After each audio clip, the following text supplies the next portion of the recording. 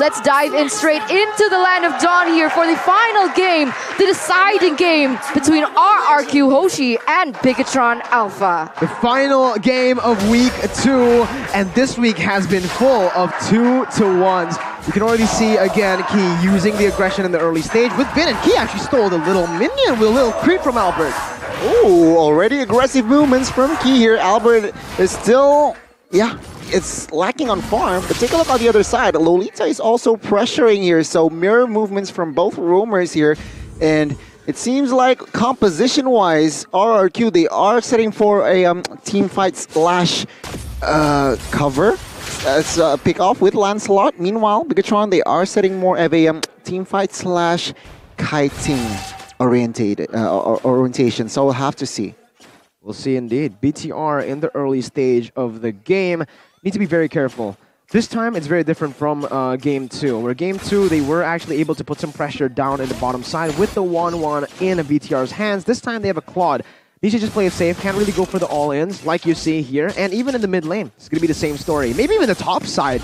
BTR actually have 3 losing lanes, fun fact here in this game when it comes down to trades. Yeah, we are seeing here already aggressive rotations from Albert here.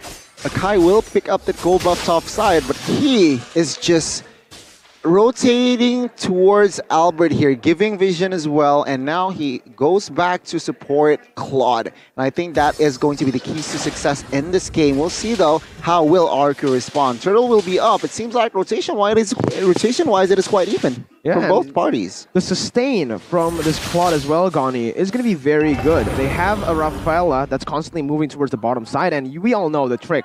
BMI, recall, BMI again to back into lane. Right now, though, it's a setup for the Turtle. The real world manipulation has already been opened up here by Lemon, but look at the backside. So Rizzo is actually able to cancel that out. The Turtle is going to fall into the hands of RRQ HOSHI rather quickly, and R7 is already able to get Sorizo out with first blood. That's the thing, RRQ have, well, they have 3 winning lanes, but the most important one for that neutral objective take was the 2 winning lanes in the top side and in the mid lane. XP lane with the cut that Esmeralda is able to provide with the pressure they put as well. Oh my god, though, the damage coming in from Vin. Wow. Very aggressive plays here, but it's not going to be a kill for Skylar, but Vin instead. If you take a look at the minimap, actually, the 1-1 Skylar was waiting for the BMI, was waiting at the BMI and then for the engage. So again, a very, very good mechanics, a very good game sense there from the side of Skylar. Now, BIGETRON, they are behind here. They lost the Turtle and it seems like an engage. Yeah, Numnon Blast already hitting onto Key. The real world manipulation opened up by Lemon as well, but the damage is just too much for Key to handle, and he is going to be taken down.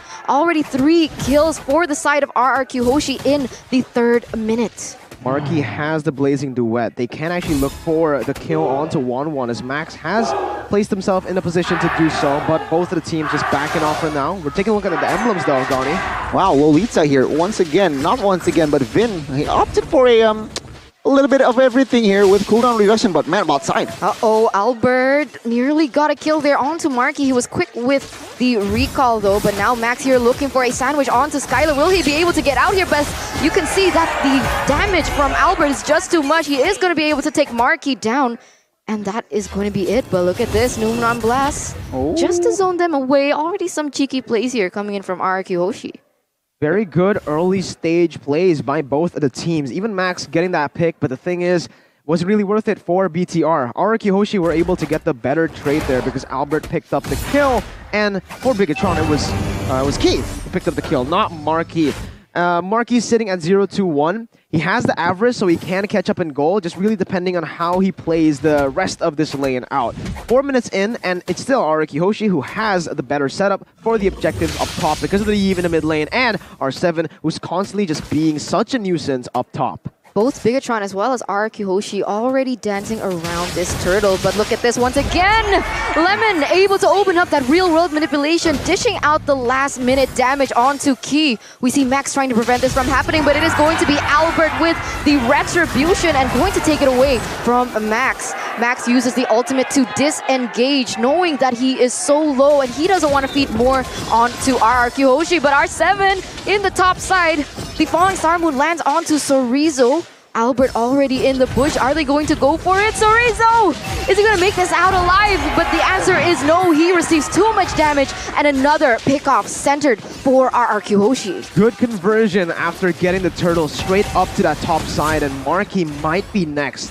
He is taken very, very low. Last weakness point not taken just yet, but I don't know. Max didn't use. Oh, wait a minute. Moreno. Oh, Moreno! He's going to be taken down. Albert just being so insane, but the Numeron Blast is going to hit onto Marky. Marky is going to be taken down. Another pickoff on the board for RRQ Hoshi as they are looking for blood here in game number 3. RRQ absolutely dominating Bigetron Alpha with their pick composition in the early stage. Even, wait, Max got the retribution in, but Max, he's stuck. He's stuck. He has the heavy spin. He gets out for a while, but he's going to be walled there. All right. R7's there. Okay. And there they get back. They get back. There you go. Wow. Max stole away the orange ball. Aggressive movements already from RRQ. Minute number 6 already establishing a 4,000 gold lead. Take a look at the items here. Yves taking no time and providing the slow effects on that Ice Queen wand, and again, yeah, 1-1, comfortable farm here with Corrosion and DHS very, very soon. But apart from that, it seems like Esmeralda here, 2 items already, so a very fast income from side of RRQ. Bigetron, they need to catch up.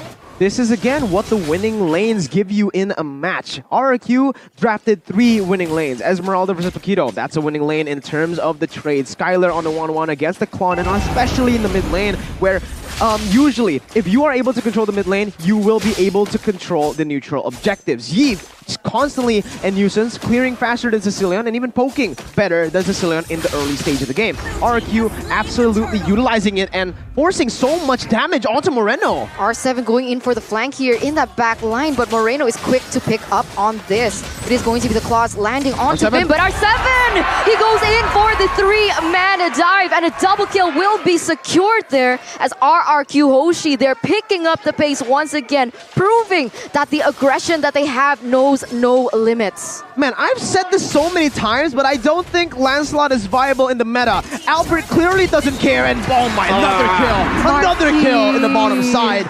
RRQ, they're shutting BTR down. It's textbook RRQ, right? Once they stepped on the gas pedal, it doesn't stop. And they realized that Bigetron Alpha, with Claude, with Sicilian, they really want to replicate what they did in the second game, prolonging this game. And it seems like RRQ now, in this third game, they are merciless. They will go on and on and on. Another invade here. But no, Max here is still with that retribution, but already 4 turrets secured. 7,500 gold lead. It's looking nasty here for side of Bigetron Alpha. RRQ Hoshi, they need to stay proactive. They need to stay proactive here, but look at this. The real-world manipulation already opened up. He is going to be able to zone out Bigetron Alpha away and even dish a little bit of amount of damage. But oh my god, the Numeron hits onto 2 members, and there you go. Bye-bye, Bigetron Alpha. Double kill has been secured by Albert. Another clean 2-0 for RRQ and BTR. Chorizo, he pushed in that bottom side. He still can't get a trade because of R7's rotation, and Skylar picks up the tier 2 in the mid lane. This is looking bad. RRQ have an 8,000 gold lead in 8 minutes of playtime, and they're not stopping there. They're going to get turrets all across the board. Top side taken down. That's the Lord spawning as well. Can we give credit to the conversion and to the timing as to how RRQ are taking these objectives and taking the fights? They're always chaining it with the next objective to come. I mean, yeah, it's just a perfect game up to this point. All tier 1s and 2s is already down in what? 8 minutes earlier, but now, Lord, can Max steal? Yeah, Numeron Blast was already used there, but Max is going to steal the Lord from RRQ Hoshi. But look at this, R7 here in the backside as the crossbow of Tang will be popped up, and Max is going to fall for that movement. But what? How many times has Max been able to steal the Lord from Bigetron? I mean, from RRQ Hoshi. Yeah. Max, low-key, again, just comes out of nowhere, uses the heavy spin, chaining it with his retribution to secure the objective in that position. That was crazy because he was practically 1v4 there. He had to jump in all alone. Bigetron could not commit to that fight, and yet, even when He was staring death right in the eye. He was able to stay calm, stay composed to get the retribution and to save the game, stalling it for a little bit longer.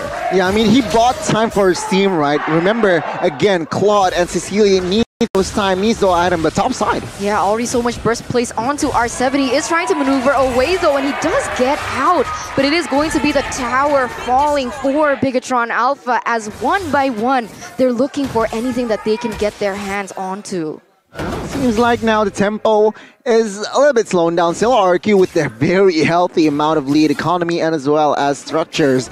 But with that Lord Steel, Bigetron can breathe for a while here, and it seems like, yeah, they are still somehow figuring things out on how to win. Looking at their composition key here, being taken down 5 times already, he cannot open vision as freely because it's just getting all in by the side of RRQ, and that is not a good trade for the side of Bigetron. It seems like RRQ understands that how to punish Key is just go hard on him when he is trying to open map, open vision, and now a minute left on the second Lord, the enhanced Lord, and Bigetron is nowhere near to turn this game around. Item-wise here, yeah, very comfortable, but about side. They know Cerezo is isolated here in R7. They're going to go for it. Albert already quick onto the follow-up as Lemon is there as well. Will Cerezo be able to make it out alive? But oh my god, he does! He does! He buys more time for the side of Bigetron Alpha to actually go. But look at this! The weakness points are going to be popped up here.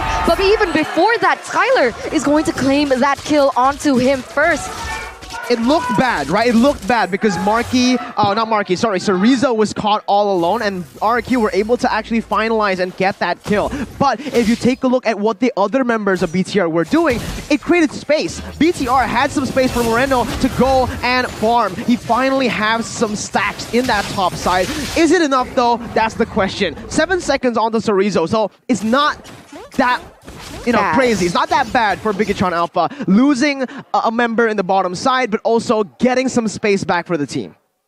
Seems now Lord Enhanced now is spawned, and RRQ is still on the high seat. They are very comfortable here.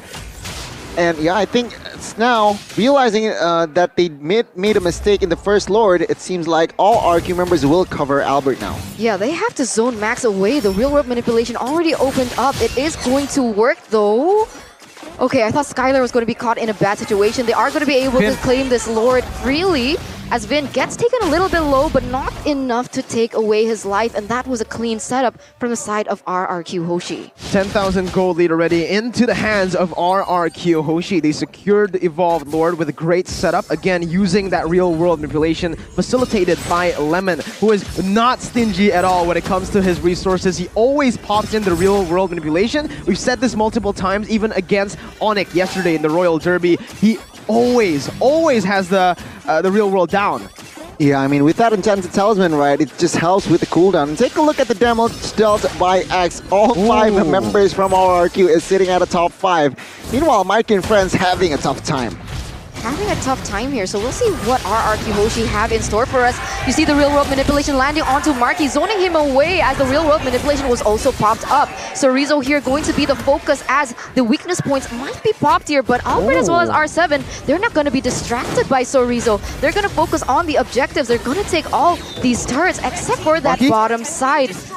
And wow, Bigetron Alpha once again still no choice but to defend as fast as they can. Marky already receiving a lot of damage. Is the Noomnon Blast going to hit? It's actually going to get cancelled by Cerezo, but he is going to be taken down. Real world manipulation as the crossbow attack also hits its marks. He is going to be 2 members down from the side of Bigetron Alpha. Moreno trying to do what he can with the damage that he has. The Bat Feast does land onto the members, but Moreno, he gets taken down. Albert is going for more kills, and that is going to be it. That is the story that RRQ Hoshi have in game number 2. Complete dominance. They don't want any replications. They're not taking any chances. And RRQ Hoshi winning it against Bigetron Alpha. Bigetron played that last fight well, but RRQ played that last fight perfectly. Albert on the Lancelot. That dash has no cooldown. Punk